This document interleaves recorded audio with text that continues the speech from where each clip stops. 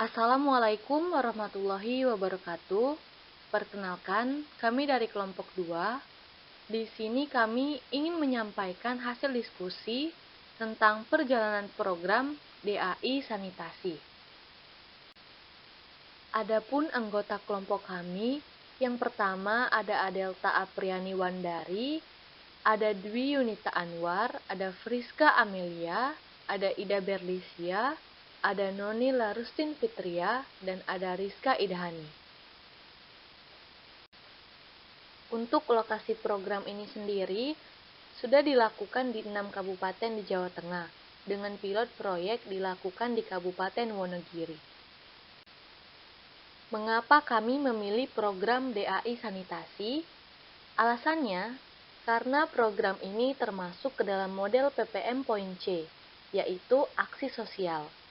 Karena program ini berorientasi ke sasaran perubahan dari masyarakat dan peran petugasnya lebih melibatkan ke aktivis, di mana program ini merupakan upaya pemerintah dalam mendukung upaya percepatan dan peningkatan akses sanitasi di Indonesia. Aksi percepatan peningkatan akses air bersih dan sanitasi ini merupakan gerakan terpadu peduli air bersih dan sanitasi, melalui pembangunan kapasitas dan penguatan kelembagaan yang dibingkai melalui pendekatan keagamaan dan pemberdayaan sosial ekonomi masyarakat untuk mewujudkan akses air bersih dan sanitasi yang mandiri, sehingga dapat meningkatkan kesejahteraan masyarakat. Adapun sasaran pengorganisasian dan pengembangan masyarakat. Yang pertama, ada Ustadz Abdul Muhaimin SPD di Desa Sempon, Pandean, Jatisrono, Wonogiri, Komplek Pondok Pesantren Al-Amanah. Yang kedua, ada Ustadz Ahmad Nasir di Desa Gunung Sari, Dusun Sabuk. Yang ketiga, ada Ustadz Daryanto di Desa Sumberrejo, Dusun Jelo. Yang keempat, ada Ustadz Nunung Setiawan di Desa Jatisari, Dusun Cinderejo. Yang kelima, ada Ustadz Wahib Hamid di Desa Tasikhargo, Dusun Pojok. Dan yang keenam, ada Ustadz Suyatno di Desa Watangsono, Dusun Gomerto. Selanjutnya, tujuan program DAI.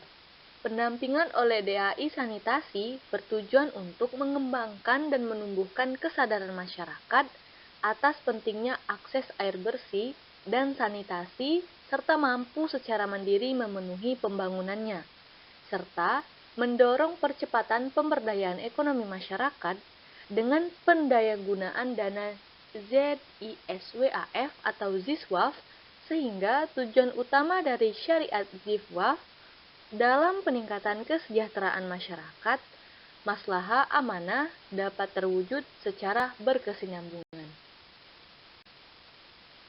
Dari pendekatan yang telah Ibu jelaskan, program DAI Sanitasi ini menggunakan pendekatan direktif.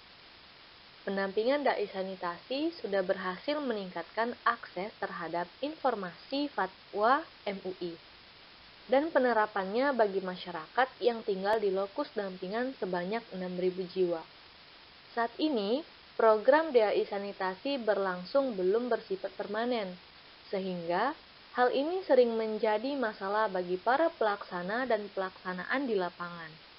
Tetapi, aspek terpenting sebetulnya adalah menjaga semangat masyarakat dan multi pihak secara bersama-sama melakukan sinergi sesuai tugas pokok dan fungsinya masing-masing untuk membangun pemberdayaan masyarakat dalam pemenuhan kebutuhan mendasar kesehatan, yaitu air dan sanitasi yang memadai. Hal ini membutuhkan energi dan kesukarelaan masyarakat yang lebih tinggi lagi. Maka, memanfaatkan momen semangat masyarakat adalah hal yang sangat penting dan bersifat mendesak. Selain itu, pendampingan DAI Sanitasi diarahkan untuk mendorong perubahan atau peningkatan terhadap pengetahuan, sikap perilaku, dan keterampilan dengan menggunakan pendekatan dan metode sebagai berikut. Yang pertama ada PRA, Participatory Rural Appraisal, melalui penilaian atau pengkajian keadaan atau kondisi sosial, budaya, dan ekonomi serta permasalahan dan pemecahannya dengan melibatkan masyarakat. Yang kedua, ada pendekatan keagamaan atau religious approach. Melalui internalisasi nilai-nilai keagamaan dan mendorong kesadaran kehidupan beragama yang dibarengi dengan kesolehan sosial. Dan yang ketiga, ada pemberdayaan masyarakat. Melalui proses di mana masyarakat yang kurang memiliki akses pada informasi dan pendanaan didorong untuk makin cerdas, berdaya, dan mandiri dalam penyediaan kebutuhan dasar air dan sanitasinya. Selanjutnya, metode yang dilakukan melalui pemberdayaan masyarakat pada daerah khusus, terutama yang memiliki masalah air dan sanitasi yang umumnya dialami oleh masyarakat miskin. Masyarakat harus terlibat melalui metode pemberdayaan masyarakat, melalui penyediaan dan lapangan pekerjaan. Oleh karena itu, konsep pemberdayaan masyarakat dilakukan dengan cara membangun ekonomi berdasarkan potensi masyarakat, membangun unit koperasi syariah, serta memfasilitasi masyarakat untuk dapat mengakses permodalan. Selanjutnya, ada model program DAI. Model pendekatan pada masyarakat dilakukan melalui dua cara.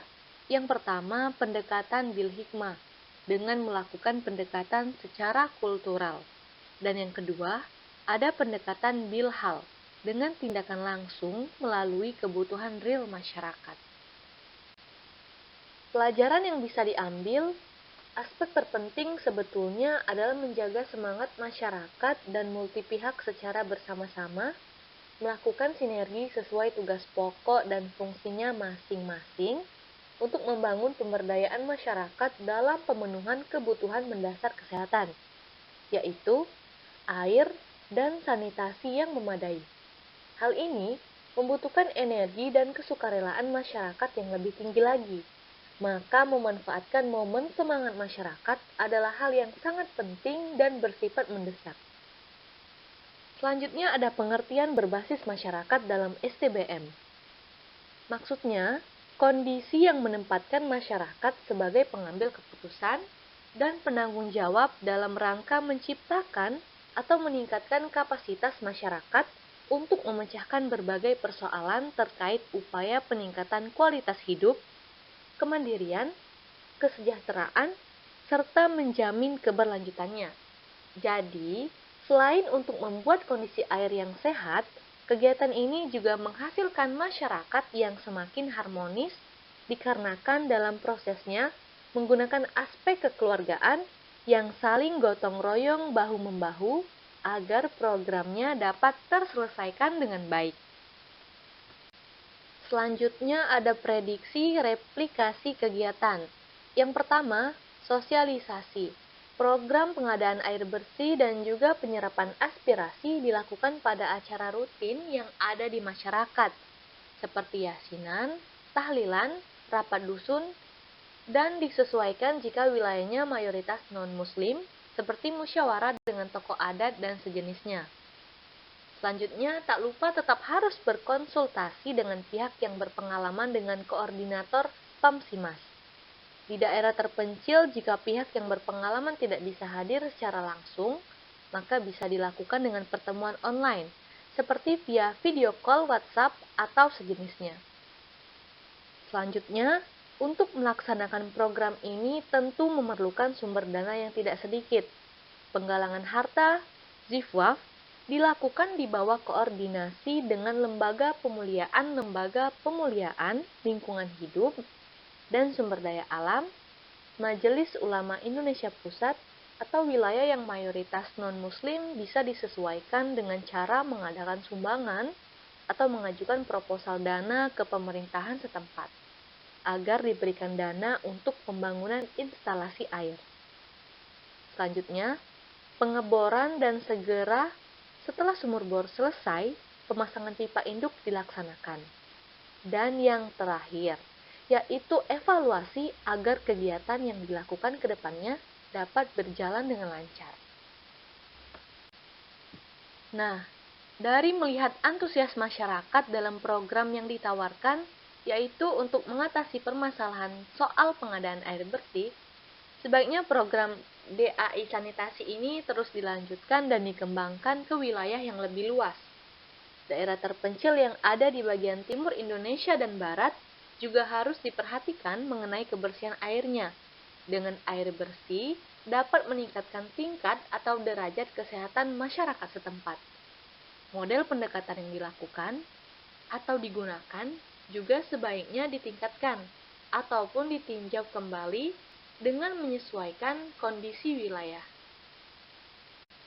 Jadi, program DAI sanitasi ini sangat penting sekali untuk dikembangkan. Selain untuk meningkatkan sanitasi itu sendiri, juga meningkatkan kesehatan masyarakat di wilayah setempat. Mungkin itu saja diskusi yang bisa kami sampaikan. Terima kasih telah mendengarkan hasil diskusi kami. Jika ada yang kurang, kami mohon maaf. Assalamualaikum warahmatullahi wabarakatuh.